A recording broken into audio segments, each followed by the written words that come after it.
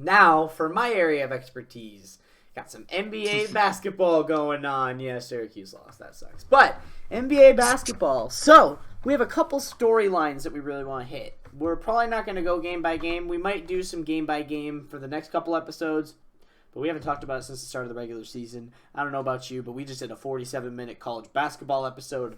I really don't feel like doing an hour and a half long NBA episode. Oh, gosh. All right. Anyway, let's talk about some basketball. There are a couple big storylines for a couple big teams in each conference, so let's go through them, shall we? Well, let's talk about some of the bottom dwellers. We'll start with the bottom of the East. The bottom of the East, shocker, is the Detroit Pistons. I was going to say right now, I have not paid a whole lot of attention to the NBA, so this will really, almost all of it, just be Stravinsky. This is going to be me kind of informing him on what's been going on in the NBA thus far. Pistons are at the bottom of the league, of course. Plumlee and Grant, I at least pay attention to that. I know the Pistons are the worst. Plumlee and Grant are playing pretty well. Obviously, that's because they're not on a great team. I think they're both serviceable players, but they're not championship caliber starters. So, like, you couldn't put them in a starting role, and they would be starters for a championship run unless your other four positions were really good. But obviously, the Twins are Boston and Phoenix, right? Which are two of the best teams. But we don't talk about that. The team that is down bad, though, this is one of the biggest storylines. The Toronto Raptors are 2-8. They're the 14th team in the Eastern Conference. Yeah, they have the same record as us? Yeah, the Toronto Raptors have the same record as the Detroit Pistons. What the heck is... Pascal Siakam has not been doing well. Pascal Siakam has not been playing well. Kyle Lowry is starting to show some age. Just the team, I don't know what's going on with them. I think just Pascal Siakam has not been playing great. And I don't know. It's just a really rough start to the season for the Toronto Raptors, but they start the season out 2-8. And you got the Washington Wizards. The Washington Wizards down at 3-8 had a rough start to the season, but have been rallying recently. Have a couple good wins. I forgot they just beat a good team. Who did they beat? Oh yeah, they beat my Suns. Right, they beat the Suns and the Nets are their two big wins. Oh, right. They beat my team. Right, they beat my team. That's why I know. But yeah, the Washington Wizards look like they're still going to be a good team. I mean, Bradley Beal, I know one night dropped like 50 or 60 points. I forgot which night, but he dropped like a crap ton of points one night. Down there with them are the Chicago Bulls and the Cleveland Cavaliers at 4-7 and 5-7 respectively. We all knew the Bulls wouldn't be that great. We all knew the Cavaliers wouldn't be that great. I'm surprised the Cavaliers are better than the Bulls at this point. Knicks are 5-6. The Knicks are a surprise team we'll talk about. Miami Heat have had a rough start to the season, but again, they're 4-5. They still got a bunch more games to go, so I don't really worry about them right now. The New York Knicks were off to a hot start. Gender jerseys, that's what it is. Yeah. They're can't decide if we want to be pink or blue. The New York Knicks, all right. I don't know. They might actually be a fringe playoff team this year. It's crazy. It's crazy. But, I mean, obviously, they jump-started their winning streak, or their wins, by beating the... I don't know if you saw this. I don't know if you saw the Knicks beat the Bucks 130-110. They beat the Bucks by 20 points. They beat the Bucks.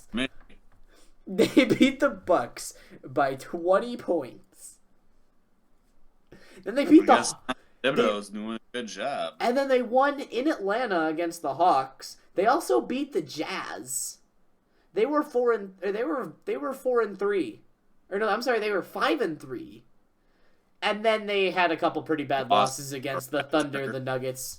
The Thunder, Nuggets, and Raptors were all pretty bad losses. So apparently the Knicks are one of the Raptors' 2 wins. They are. But it's a good start to the season for the Knicks, and I love seeing the Knicks do good because they honestly suck. Julius Randle has actually been playing good, proving that he's not just a meme.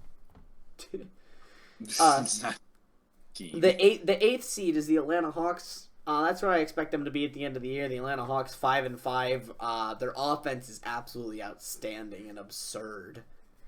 I remember there was a game. Oh God, I think it was against when I think they played the Brooklyn Nets. Yeah, right here. They lost to the Brooklyn Nets 145-141.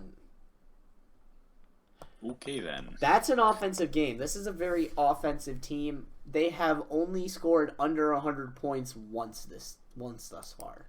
Well, speaking of the Brooklyn Nets, I see them at 7, and I was watching the game, and they said something about Kyrie Irving and video crap, which I know nothing about. He's just, so. I don't know what Kyrie's doing. Kyrie's just Kyrie. Let's just leave it at that. He's just half there, half not. The Charlotte Hornets, though. Charlotte Hornets have been a nice surprise at 6-5. LaMelo Ball's been playing pretty well. I mean, obviously that's where all the headlines are. Obviously, I don't hate LaMelo. I hate that the media only talks about him. I'm like, tell me about like what Anthony Edwards and James Wiseman are doing. Don't tell me that Lonzo or LaMelo Ball only scored 2 points and had like 20 assists. He's mainly a passer, but I mean, him and Gordon Hayward have played well together. Miles Bridges is playing great. Devontae Graham. The Charlotte Hornets are a good team, and like I said, I thought they'd be a fringe playoff team. They're not bad. They look all right. I think they're a fringe play. I think the teams fighting for that fringe playoff spot are gonna be, like I said, the end. I think the Heat will pick it up, and then I think it'll pretty much be between the Hornets, the Hawks, the Knicks. Maybe the Wizards and the Magic. I don't see the Magic's season continuing to go so well, especially after the loss of Markelle Fultz. Speaking of which, the Magic are then at 5. Unfortunately, Markelle Fultz out for the season with an injury. I don't know if he's out for the season, but he's out for a good while with an injury. So, poor guy's getting plagued with injuries again. I was so happy to see his career back on the up and up, and I hope he can come back from this. I will be honest, I did draft a fantasy basketball team. I just drafted a bunch of names I know. I just kind of throw together a lineup of whoever's playing because I really don't know what I'm doing. Fair enough. I should get into fantasy basketball because I'd probably kick butt. I'm pretty good at knowing most of these players and their worth and stuff. And then the Indiana Pacers up there at 6-4. Indiana Pacers, another really well-rounded, good team. I mean, you got obviously all-stars of Sabonis. You got Oladipo. You got Malcolm Brogdon, Miles Turner, TJ Warren. That's an all-around great roster and a great starting 5. Because obviously all 5 of your best players are your starting 5. You don't have like a good bench player. But I love how the Pistons are 2-8, Boston's 7-3, and then the Suns are 7-4. It's like we beat literally like the top teams in both conferences. I know. I don't know. And then you have the Bucks, which I think are still probably the best offensive team in the league. They have not had a game. Their lowest scoring game, they scored 100 points. Their next lowest scoring game, they scored 119. They're averaging 120, probably around 120 points per game. That's absurd. That's absurd. That's pretty. Not bad. Well, no, that's the best. That's the best in the league, I would assume, by far. That's being sarcastic. That's okay. third. Oh, I was about to say that's pretty good. What do you mean? 76ers here. 76ers up here at 8-4. I mean, they've taken care of business against a bunch of bad teams. And speaking of the 76ers, that's what this whole new protocol. They're hampering down on the COVID protocols because Seth Curry tested positive, but didn't know he tested positive until like the second quarter. So he was on the bench. It is Seth. I'm sorry, Seth Curry. He didn't get their test result until the second quarter, and he found out he was positive. And then a bunch of the 76ers players got COVID, so they went to go take on the Nuggets with only 6 players. They played with 6 players. Tyrese Maxey had 39 points. They played with 6 players. And since the NBA was like, all right, now you have to have a minimum of 8 players to play. We're not going to force you to play with 6 players. But what was this? The Sixers and the Nuggets. Right here, 115 to 103. Nuggets win. Let's see. Yeah, Tyrese Maxey had 39 points. He shot 33 shots. He took 33 shots. There it is. Okay. So maybe they had 7.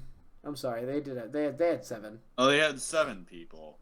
Still. Howard, Maxey, Mathis, Green, Isaiah Joe, Dwight Howard. Oh my. Yeah. So no Simmons, no Embiid. Nothing. Tobias Harris. Nothing. Wow. Yeah. Okay. Yeah, so they've since changed their policy. And the Celtics back up because they were 3-3 at one point after losing to the Pistons, and then they won. Now they've won 4 straight, and now they're 7-3. So obviously they're the top of the Eastern Conference. Now we go to the Western Conference. I guess let's start from the top. The LA Lakers, the best team in the league at 9-3. Duh. Who's surprised? Nobody. What is surprising is the Utah Jazz being number 2 at 7-4. I mean, I know they're a good team, but number 2, good start for the Jazz. Hot start for the Jazz. Wow. Right. Clippers 7-4. Good start for them. We didn't get to talk about it, but that game. I just remember seeing that one game against the Warriors where they just completely blew it. That was really bad. It was one of the few NBA games I watched. The Warriors and Clippers, whichever game it was. The Clippers had a gigantic lead, and then Curry just shot like a that was a couple days ago. And then the Warriors just ended up winning the game. And then the Clippers and Mavericks, where the Clippers were down by 50 points at halftime. Oh, yes, that game. 77-27. Like a real score. You're like, wait a minute, hold on. And then the Phoenix Suns at 7-4. Suns look good. Chris Paul looks good. 2 very bad losses to the Wizards and the Pistons recently, but the Suns still look pretty good. Portland Trailblazers at 6-4. Golden State Warriors at 6-4. Those look good. Dallas Mavericks aren't off to the greatest start. Luka Doncic still putting up great numbers, but once KP comes back, I think that team will be better. Spurs, good. Thunder, good. Kings kind of fell apart after a hot start. 5-5. Why the Thunder 5-5? They don't even have Chris Paul anymore. I don't know. I couldn't tell you. I mean, George Hill's playing pretty well, and so is Al Horford. Al Horford was shooting some threes the other day. That was weird to see. 6. Denver's 5-6. Denver, to be fair to Denver, they did have a couple really good teams right off the bat. I mean, the Kings' loss was a bad one. The Clippers' loss was, it was against the Clippers, but still a bad one. Then they lost to both the Suns and the Kings. Then they beat the Timberwolves twice, lost to the Mavericks. Sixers beat the Sixers, crushed the Knicks, then lost to the Nets. So they're not off to the greatest of starts. Jamal Murray is definitely not bubble Jamal Murray. He's cooled down a lot, but I still think this is a team with good potential. Kings, like I said, hot start, cooled off. Then Bagley and De'Aaron Fox's dad are now beefing. So that's fun. Marvin Bagley's dad said, trade me. And then De'Aaron Fox's dad said, yeah, okay, trade him. And then they just started feuding with each other. Pelicans at 4-5. Pelicans look alright. That's all I'm going to say about the Pelicans. Grizzlies at 4-6. Understandable when you're missing both Jaren Jackson Jr. and Ja Morant. Oh, well. Yeah. Houston Rockets at 3-6. John Wall has looked pretty good. He's looked very, very quick, but this team just doesn't have enough to be that great. Christian Wood looks good too. So does Boogie. And then the Minnesota Timberwolves absolutely suck. Honestly, when are they gonna trade James Harden? It's bound to happen soon at some point. Yeah, I don't know when. And then the Timberwolves at 3-7. So that's really it. We're going to kind of maybe go more game by game for some future episodes, but for this episode, we're just kind of going to end it here. So, thank you all so much for watching. Actually, side note, Kentucky and Bama final. Bama ends up blowing out Kentucky 85-65. Just going to throw that out there. Bama's first win since 2006 in the Rupp Center. Wow. We're done. All right. Peace out, everyone.